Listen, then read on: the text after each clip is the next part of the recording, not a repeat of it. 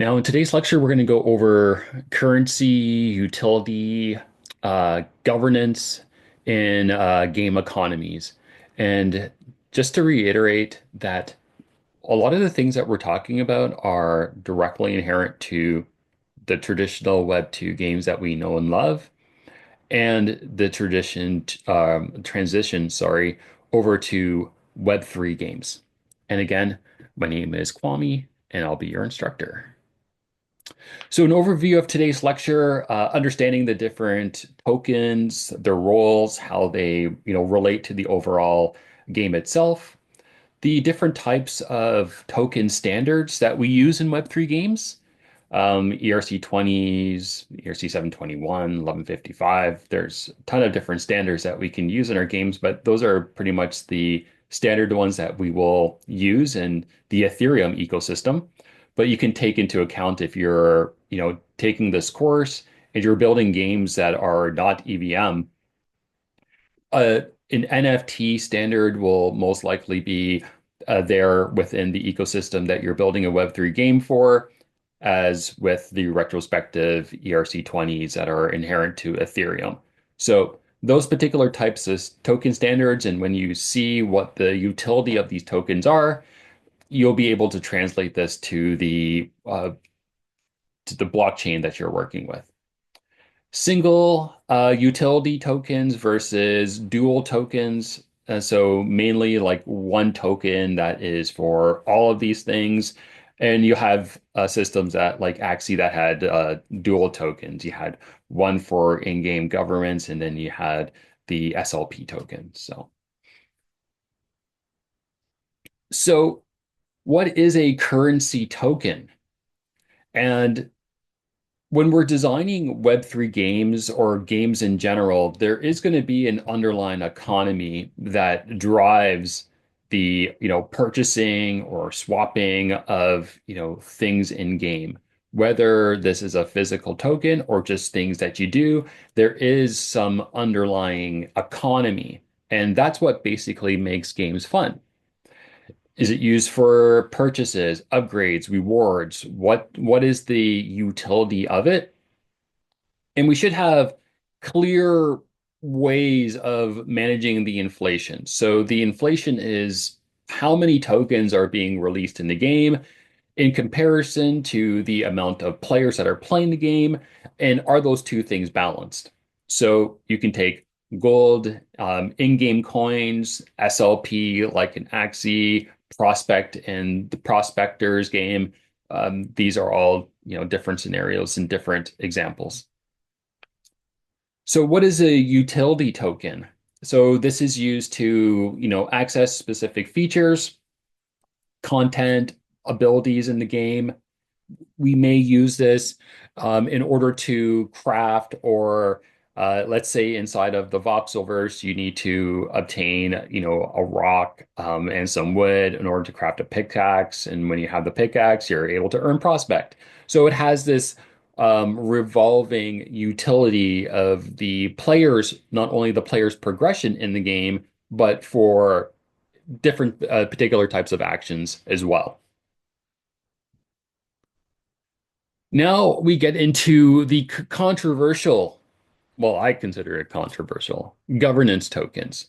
So if you're in the Web3 space and you've bought, multiple tokens throughout your career, the major selling point when you buy this token is that it's used for governance, meaning that you can vote on proposals and yada, yada, yada, right? So it gives voting rights or a proposal. But like, let's take this into a deeper thing and let's look at, gaming, right? That's why we're here.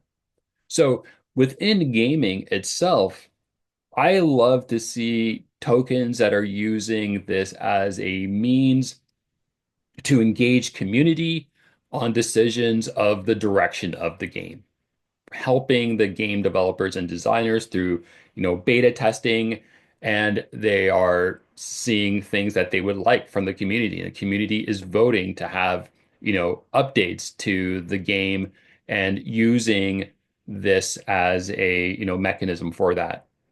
This can be combined with DAOs for community governance.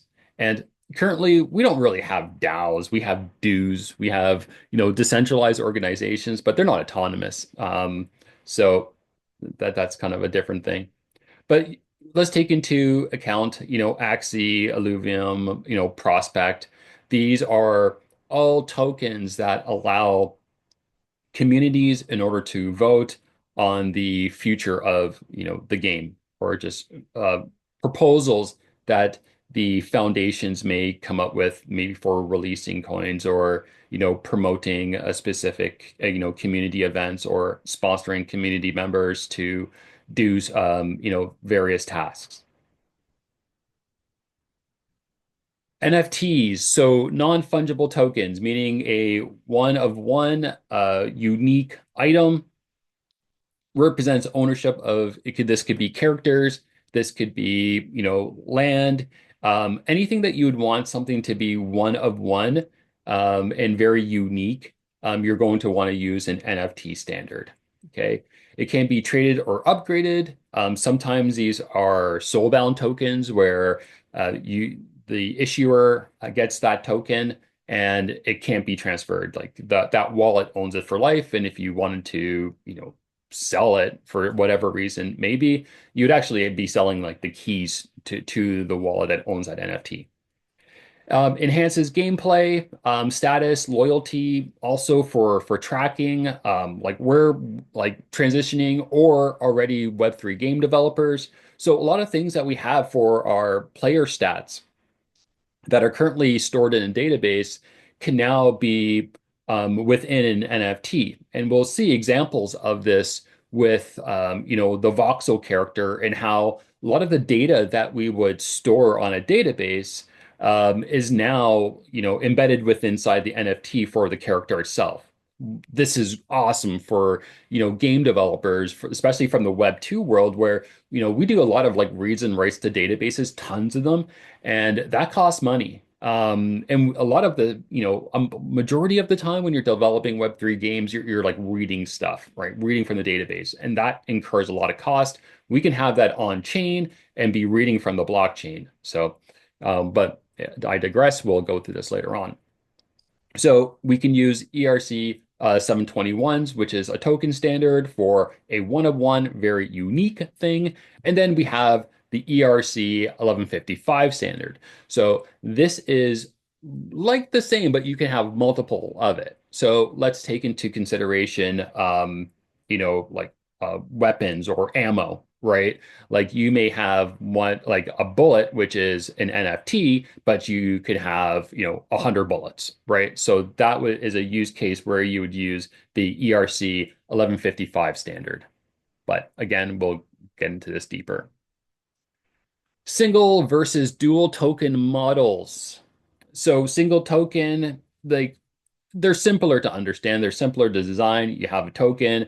It has the specific use cases, or things that it's able to do in the game.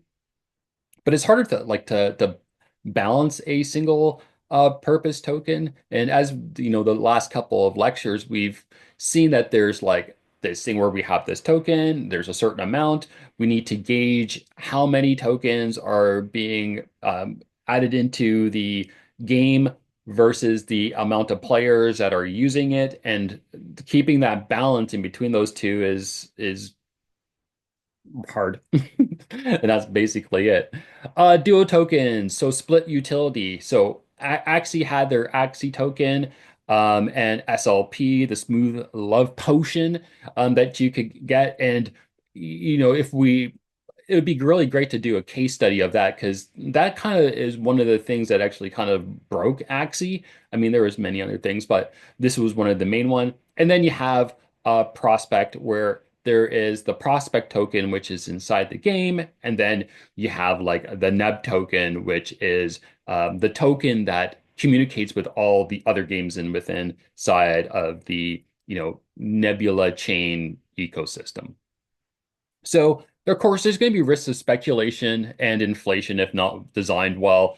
You don't have to have a degree in economics to understand that if there's a lot more tokens than there's actually use for tokens inside the game, then there's going to be some kind of misbalance, and you need to mitigate that So the design phase, and when we in the last lecture we were talking about the game loop and the economy loop and balancing those two together.